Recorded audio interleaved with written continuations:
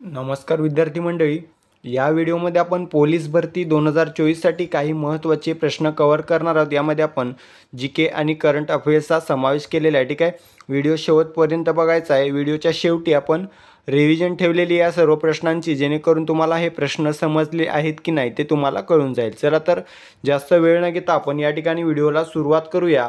या ठिकाणी आपण प्रश्न पहिला घेतलेला आहे बघा, जागतिक शांतता निर्देशांक 2024 मध्ये भारत कितव्या स्थानी आहे?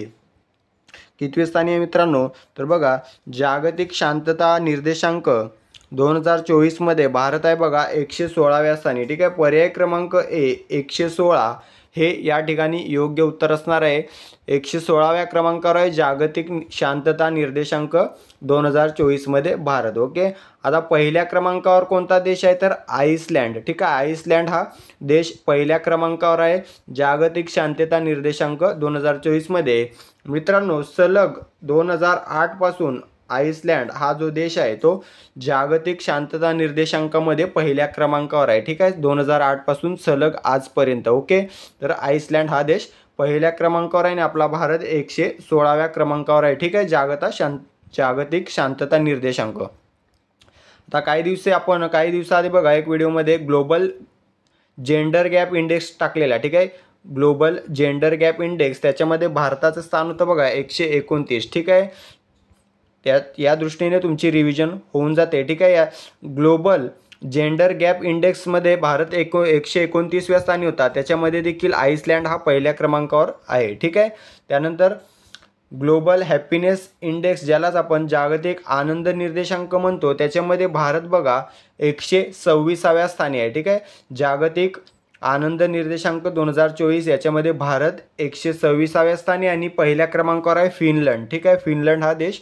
पहिल्या क्रमांकावर आहे। ठीक आहे, त्यानंतर वर्ल्ड कंटेनर परफॉर्मन्स इंडेक्स, ठीक आहे, वर्ल्ड कंटेनर परफॉर्मन्स इंडेक्स 2024 मध्ये भारतातील विशाखापट्टणम हे बंदर 18व्या स्थानी आहे। ठीक आहे, हे देखील आपल्याला लक्षात ठेवायचं आहे।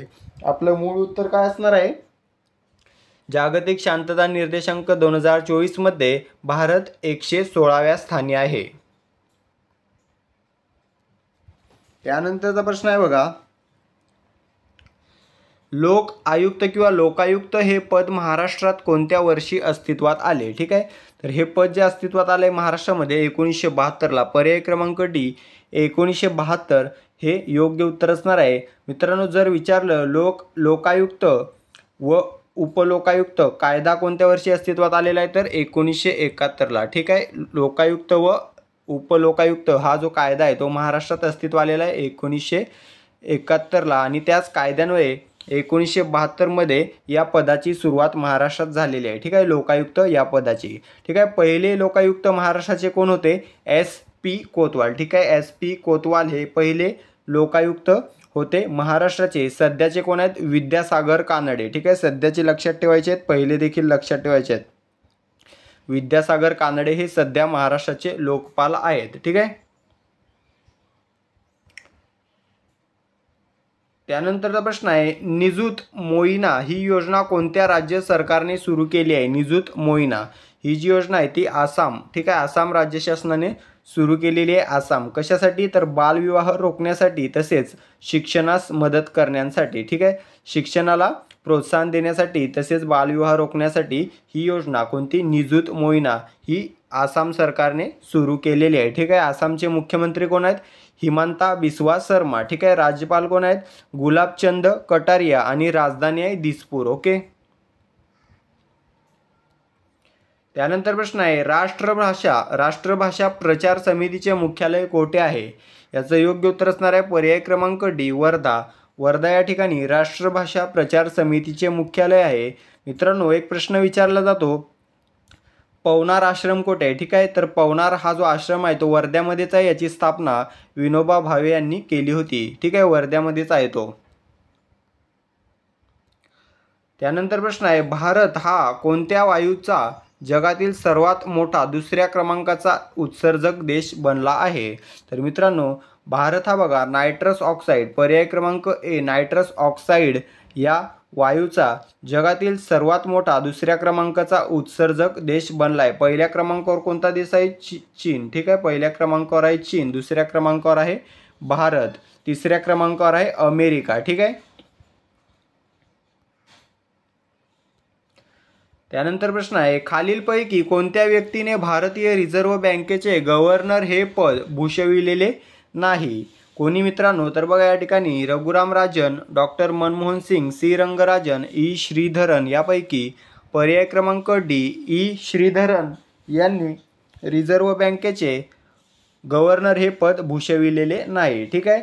तर मित्रांनो, रिझर्व्ह बँकेच्या गव्हर्नरवर बऱ्याच वेळेला प्रश्न विचारण्यात आलेला आहे. ठीक आहे. त्या दृष्टीने पहिले गव्हर्नर आपल्याला लक्षात ठेवायचे आहेत सर ऑस्बॉर्न स्मिथ. ठीक आहे, स्मिथ, सर ऑस्बॉर्न स्मिथ हे रिझर्व्ह बँकेचे पहिले गव्हर्नर होते. आणि जर विचारलं पहिले भारतीय, ठीक आहे, पहिले भारतीय विचारलं तर सी डी देशमुख. ठीक आहे, सी डी देशमुख हे पहिले भारतीय गव्हर्नर होते RBIचे. ओके, पहिले स्मिथ, ऑस्बॉर्न स्मिथ पहिले आणि पहिले भारतीय सी डी देशमुख, दोघांमध्ये कन्फ्यूज व्हायचं नाही. ठीक आहे. सध्या कोण आहेत? शक्तिकांत दास हे सध्या रिझर्व्ह बँकेचे गव्हर्नर आहेत. ठीक आहे. रिझर्व्ह बँकेची स्थापना विचारली जाते 1 एप्रिल 1935ला. ठीक आहे, 1 एप्रिल 1935ला रिझर्व्ह बँकेची स्थापना झालेली आहे 1934च्या कायद्यान्वये. ठीक आहे, RBI अधिनियम 1934चा आहे. त्या कायद्यानुसार 1935मध्ये रिझर्व्ह बँकेची स्थापना झाली. ठीक आहे. रिझर्व्ह बँकेचे राष्ट्रीयकरण केव्हा झाले हा प्रश्न देखील विचारला जातो. तर 1 जानेवारी 1949, 1 जानेवारी 1949ला रिझर्व्ह बँकेचे राष्ट्रीयकरण करण्यात आले. ठीक आहे. मुख्यालय आहे मुंबई या ठिकाणी. ओके. त्यानंतरचा प्रश्न आहे, खालीलपैकी कोणती गर्ता हिंदी महासागरात आहे? कोणत्या मित्रांनो? या ठिकाणी पर्याय क्रमांक डी सुंदा ही जी गर्ता आहे ती हिंदी महासागरामध्ये आहे. मित्रांनो, या ठिकाणी गर्ता म्हणजे काय तर बघा, समुद्र तळाशी असलेली खोल दरी किंवा याला खंदक असंही म्हटलं जातं. मित्रांनो, या ठिकाणी हे जर समुद्र तळ आहे तर या ठिकाणी पाणी असते आणि मित्रांनो अशा प्रकारची ही जी असते तळाशी हा जो खड्डा आहे किंवा दरी याला गर्ता असं म्हटलं जातं. ठीक आहे. तर मित्रांनो, हिंदी महासागरात कोणते? सुंदा ही गर्ता आहे. जगातील सर्वात मोठी गर्ता हा प्रश्न तुम्ही पाहिलेला असेल तर बघा, सर्वांना माहीत असेल मरियाना ही जगातील सर्वात मोठी तसेच सर्वात खोल गर्ता आहे. ठीक आहे, पॅसिफिक महासागरामध्ये आहे. कोणत्या महासागरात आहे असा प्रश्न विचारण्यात आलेला आहे. पॅसिफिक महासागरामध्ये आहे. मरियाना गर्तेची खोली किती आहे? 11 किलोमीटर. ठीक आहे, सुमारे 11 किलोमीटर खोल आहे मरियाना गर्ता. ही जगातील सर्वात मोठी व सर्वात खोल गर्ता आहे. ठीक आहे. टोंगा ही जी गर्ता आहे ती पण पॅसिफिक महासागरामध्ये आहे. ठीक आहे, टोंगा देखील पॅसिफिक महासागरामध्ये आहे आणि ही जगातील दुसऱ्या क्रमांकाची सर्वात खोल आणि सर्वात मोठी गर्ता आहे. ठीक आहे, दुसऱ्या क्रमांकावर. पहिल्या क्रमांकावर आहे मरियाना, दुसऱ्या क्रमांकावर आहे टोंगा. ओके, सुंदा आपल्या हिंदी महासागरामध्ये आहे. त्यानंतरचा प्रश्न आहे, बटाट्याची चाळ या पुस्तकाचे लेखक कोण आहेत? बटाट्याची चाळ कोण आहेत मित्रांनो? तर बघा, पु ल देशपांडे. ठीक आहे, पुरुषोत्तम लक्ष्मण देशपांडे हे बटाट्याची चाळ या पुस्तकाचे लेखक आहेत. मित्रांनो, पु ल देशपांडे यांना महाराष्ट्र भूषण मिळालेला आहे. कोणता? पहिला 1996मध्ये पहिला महाराष्ट्र भूषण हा पु ल देशपांडे यांना मिळालेला आहे. ठीक आहे, हा महत्त्वाचा प्रश्न आहे. यांचा जन्म मित्रांनो 8 नोव्हेंबर 1919ला झालेला आहे. 8 नोव्हेंबर 1919ला मुंबई या ठिकाणी जन्म झालेला आहे आणि 12 जानेवारी 2000मध्ये पुणे या ठिकाणी मृत्यू झालेला आहे. ठीक आहे, लक्षात ठेवायचं आहे. या ठिकाणी बघा, केशवसूत यांचं पूर्ण नाव विचारलं जातं तर बघा, कृष्णाजी केशव दामले किंवा कृष्णाजी केशव दामले यांचं टोपण नाव काय तर केशवसूत. ठीक आहे, कुसुमाग्रज यांचं पूर्ण नाव काय आहे तर विष्णू वामन शिरवाडकर किंवा विष्णू वामन शिरवाडकर यांचं टोपण नाव काय? कुसुमाग्रज. ओके. या ठिकाणी शिवाजी सावंत यांची एक कादंबरी भरपूर वेळा विचारली जाते, मृत्युंजय. ठीक आहे, मृत्युंजय नावाची जी काही कादंबरी आहे ती शिवाजी सावंत यांची बऱ्याच वेळेला परीक्षेत विचारण्यात आलेली आहे. त्यानंतरचा प्रश्न आहे बघा, मन्नूचिर काथू मन्नूचिर कप्पोम योजना कोणत्या राज्याने सुरू केली आहे? मित्रांनो, ही योजना अलीकडेच तामिळनाडू शासनाने सुरू केलेली आहे. ठीक आहे, तामिळनाडू. मन्नूचिर काथू मन्नूचिर कप्पोम. ठीक आहे, तर या दृष्टीने बघा तामिळनाडूचे मुख्यमंत्री आपल्याला माहीत असले पाहिजेत, M.K. स्टॅलिन. ठीक आहे, M.K. स्टॅलिन तामिळनाडूचे मुख्यमंत्री आहेत. राज्यपाल आहेत R.N. रवी. राजधानी आहे चेन्नई. ठीक आहे. त्यानंतरचा प्रश्न आहे, महात्मा फुलेंना हिंदुस्थानचा बुकर टी वॉशिंग्टन असे कोणी संबोधले? तर मित्रांनो, महात्मा फुलेंना हिंदुस्थानचा बुकर टी वॉशिंग्टन असे संबोधले होते सयाजीराव गायकवाड यांनी. ठीक आहे, पर्याय क्रमांक बी, सयाजीराव गायकवाड यांनी संबोधले होते. मित्रांनो, बाबासाहेब आंबेडकरांना शिक्षणासाठी मदत कोणी केली होती असा देखील प्रश्न विचारला जातो. तर सयाजीराव गायकवाड यांनीच बाबासाहेब आंबेडकर यांना शिक्षणासाठी मदत केली होती. ठीक आहे. या ठिकाणी महात्मा फुलेंना महाराष्ट्राचे मार्टिन ल्युथर असेही म्हटले जाते. 2023च्या भरतीत हा प्रश्न पडलेला आहे. महाराष्ट्राचे मार्टिन ल्युथर कोणास म्हटले जाते? महात्मा फुलेंना म्हटले जाते. ठीक आहे. यांची 3 पुस्तकं नेहमी विचारली जातात, गुलामगिरी, ब्राह्मणांचे कसब आणि शेतकऱ्यांचा असूर. ठीक आहे. सत्यशोधक समाजाची स्थापना महात्मा फुलेंनी केली होती 1873 मध्ये. ओके. त्यानंतरचा प्रश्न आहे, गेटवे ऑफ इंडिया हे भारताचे प्रवेशद्वार कोणत्या वर्षी बांधण्यात आले? कोणत्या वर्षी बांधण्यात आले? 1911. ठीक आहे. पर्याय क्रमांक बी, 1911ला गेटवे ऑफ इंडिया हे भारताचे प्रवेशद्वार बांधण्यात आले. कोणाच्या स्वागता किंवा आगमनानिमित्त? तर जॉर्ज पाचवा आणि राणी मेरी. ठीक आहे. जॉर्ज पाचवा आणि राणी मेरी यांच्या स्वागतासाठी हा गेट उभारण्यात आला. कोणता? गेटवे ऑफ इंडिया 1911 मध्ये. त्यानंतर प्रश्न आहे, भारतीय गुप्तचर संस्था रॉ चे प्रमुख कोण आहेत? तर कोण आहेत मित्रांनो रॉ चे प्रमुख सध्या? तर रवी सिन्हा. ठीक आहे. पर्याय क्रमांक सी, रवी सिन्हा हे भारतीय गुप्तचर संस्था, हिलाच रॉ म्हटले जाते. तर हिचे प्रमुख आहेत रवी सिन्हा. रॉचा फुल फॉर्म काय? Research and analysis wing. Research and analysis wing याला मराठीत म्हटलं जातं संशोधन व विश्लेषण विभाग. ठीक आहे. संशोधन व विश्लेषण विभाग. रॉची स्थापना कधी झाली होती? 1968ला. ठीक आहे. 1968 मध्ये रॉची स्थापना झाली होती. चं मुख्यालय आहे नवी दिल्ली या ठिकाणी. ठीक आहे. सध्याचे प्रमुख कोण आहेत? रवी सिन्हा. जर पहिले प्रमुख विचारले, रॉचे पहिले प्रमुख कोण होते? तर बघा R.N. काव. ठीक आहे. R.N. काव हे रॉचे पहिले प्रमुख होते आणि आताचे आहेत रवी सिन्हा. ठीक आहे. मित्रांनो, भारताच्या बघा या ठिकाणी 2 गुप्तचर संस्था मानल्या जातात, त्यामध्ये रॉ आणि IB दोघांचा समावेश होतो. ठीक आहे. तर IBचे अध्यक्ष कोण आहेत सध्या किंवा प्रमुख कोण आहेत IBचे? तर बघा तपन कुमार डेका हे IBचे सध्याचे प्रमुख आहेत. इंटेलिजन्स ब्युरो असं म्हटलं जातं IBला. तर त्याचे सध्याचे प्रमुख आहेत तपन कुमार डेका आणि पहिले प्रमुख कोण आहेत IBचे? TG संजीव पिल्लई हे IBचे पहिले प्रमुख आहेत. त्यानंतर प्रश्न आहे, जालियनवाला बाग हत्याकांडाच्या निषेधार्थ सर ही पदवी कोणी परत केली? तर मित्रांनो, जालियनवाला बाग हत्याकांडाच्या निषेधार्थ सर ही पदवी रवींद्रनाथ टागोर यांनी परत केली होती. ठीक आहे. कधी घडलं होतं जालियनवाला बाग हत्याकांड? तर 13 एप्रिल. ठीक आहे. 13 एप्रिल 1919 मध्ये. 13 एप्रिल 1919 मध्ये हे कांड घडलं होतं. कुठे? पंजाबच्या अमृतसरमधील जालियनवाला बाग येथे. ठीक आहे. कोणी आदेश दिले होते गोळ्या झाडण्याचे? तर बघा जनरल डायर हे नाव लक्षात ठेवायचं आहे. हा प्रश्न विचारलेला आहे, कोणाच्या आदेशावरून गोळ्या झाडण्यात आलेला आहे? तर जनरल डायरच्या आदेशावरून अंधाधुंद गोळीबार करण्यात आलेला होता. ठीक आहे. त्यानंतरचा प्रश्न आहे, 1942 मध्ये भारत छोडो आंदोलनाची सुरुवात कोणत्या शहरातून झाली? 1942 मध्ये भारत छोडो आंदोलनाची सुरुवात मुंबई या शहरातून झाली होती. ठीक आहे. मुंबई हे योग्य उत्तर असणार आहे. त्यानंतरचा प्रश्न आहे, मानवी शरीराचे तापमान सामान्यतः किती असते? किती असते मित्रांनो?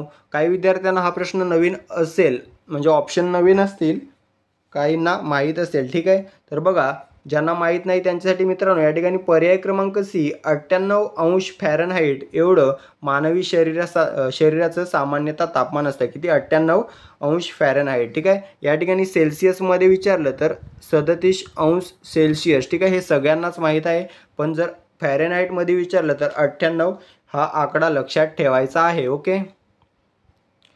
पुढील प्रश्न आहे, दीक्षाभूमी हे क्षेत्र कोणत्या शहरात स्थित आहे? दीक्षाभूमी तर कोणत्या शहरामध्ये? महाराष्ट्राची उपराजधानी म्हटलं जाणाऱ्या नागपूरमध्ये दीक्षाभूमी हे क्षेत्र स्थित आहे। ठीक आहे मित्रांनो, तर आता बघा या ठिकाणी 16 प्रश्न आपण पाहिलेले आहेत स्पष्टीकरण सहित। तर या 16 प्रश्नांची आपण रिव्हिजन घ्यायची आहे। ठीक आहे, रिव्हिजन घेताना मित्रांनो सर्व प्रश्नांची उत्तरे कमेंट करत चला किंवा प्रश्न वाचल्यावर मनामध्ये गेस करा आणि शेवटी 16 पैकी किती उत्तरं बरोबर द्यायला जमले ते आपल्याला कमेंट करून सांगा। ठीक आहे, चला रिव्हिजनला सुरुवात करूया।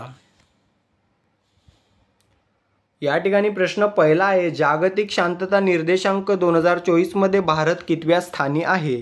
याचं योग्य उत्तर असणार आहे पर्याय क्रमांक 116। त्यानंतरचा प्रश्न आहे, लोक आयुक्त हे पद महाराष्ट्रात कोणत्या वर्षी अस्तित्वात आले? याचं योग्य उत्तर असणार आहे पर्याय क्रमांक डी 1972। त्यानंतरचा प्रश्न आहे, निजुत मोइना ही योजना कोणत्या राज्य सरकारने सुरू केली आहे? याचं योग्य उत्तर असणार आहे पर्याय क्रमांक बी आसाम। त्यानंतरचा प्रश्न आहे, राष्ट्रभाषा प्रचार समितीचे मुख्यालय कोठे आहे? याचं योग्य उत्तर असणार आहे पर्याय क्रमांक डी वर्धा।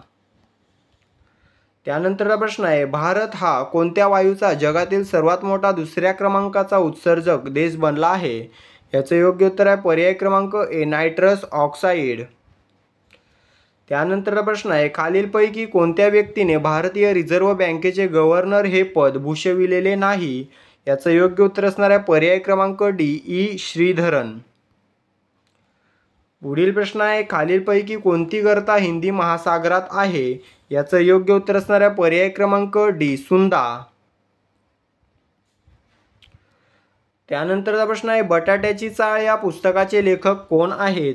याचं योग्य उत्तर आहे पर्याय क्रमांक बी पु ल देशपांडे। त्यानंतरचा प्रश्न आहे, मन्नुचीर काथू मन्नुचीर कप्पोम योजना कोणत्या राज्याने सुरू केली आहे? याचं योग्य उत्तर आहे पर्याय क्रमांक सी तामिळनाडू।